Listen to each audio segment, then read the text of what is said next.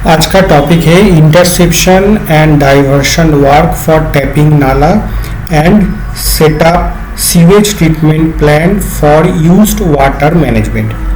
Used water management का मतलब ये हो जाता है कि जो भी पानी हम लोग यूज़ करते हैं उसका यूज़ करने के बाद उसका मैनेजमेंट कैसे रहेगा। अभी जो हम लोग पानी पीते हैं वो पानी कहाँ से आता है?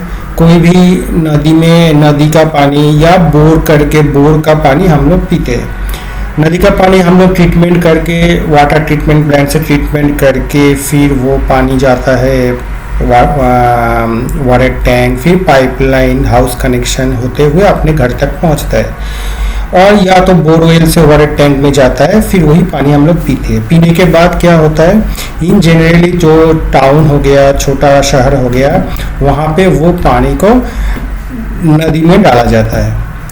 तो उसमें क्या होता है, जो नदी का पानी है वो गंदा हो जाता है। नाला का पानी भी गंदा है और जब वो नदी में गिरता है नदी का पानी भी गंदा हो जाता है।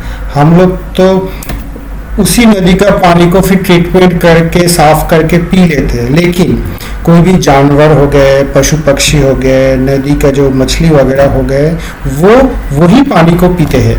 तो उसमें क्या होता है, पशु पक्षी का भी तबीयत खराब हो सकते हैं या हो जाता होगा। लेकिन इसीलिए हम लोग जो नाला का पानी है उसको सीधा नदी में हम लोग गिरने से रोकेंगे।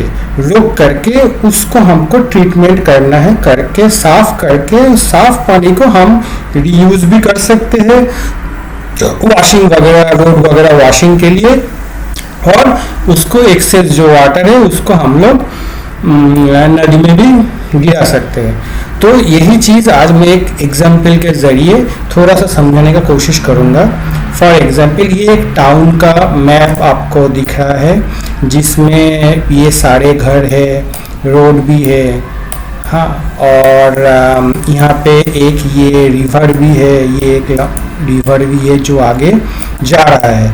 और ये जो ब्लू कलर का है ये सारे नाला है, ये सारे कच्चे नाले हैं जो आकर के नदी में गिर रहा है। ये बहुत सारे नाले आपको दिख रहा है, घर के बीच में से आ रहा है, आकर के सारे आकर के बाद में नदी में गिर रहा है। तो उसमें क्या हो रहा है, नदी का पानी भी गंदा हो रहा है। इसीलिए इसको हमको क्या करना पड़ेगा, रोकना पड़ेगा। रोकने के लिए ये जो नाला का पानी को हमको इंटरसेप्ट करना है, इंटरसेप्ट करना है, डाइवर्ट करना है। जितना भी नाला है इंटरसेप्ट करना है, डाइवर्ट करना है, और करके इसको हमको एक ट्रीटमेंट प्लांट पे ले जाना है जहाँ पे ये गंदा पानी को ट्रीटमेंट होगा, जिसको हम सीवेज ट्रीटमेंट प्लांट कहेंगे।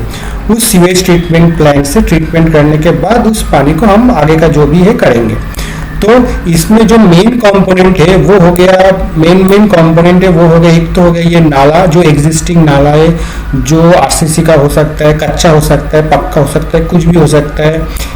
जो भी ब्लू कलर का आपको दिख रहा है नदी की तरफ आ रहा है, ये सारे कच्चे भी हो सकते हैं, पक्के भी हो सकते हैं। तो इसको हमको इंटरसेप्ट करना है। इंटरसेप्ट करके यहाँ का जो पानी को हमको टैप करना है, टैप करके एक अलग से कॉमन नाला पे लेना है। वो जो कॉमन नाला होगा वो आरसीसी का भी नाला भी हो सकता है, पाइप भी हो सकता है, कुछ भी हो सकता है। तो उसमें लेकर के ये जो सारे नाले को टैप करके वही पानी को हमें कॉमन नाला या पाइपलाइन के थ्रू आगे सीवेज ट्रीटमेंट प्लांट तक ले जाना है।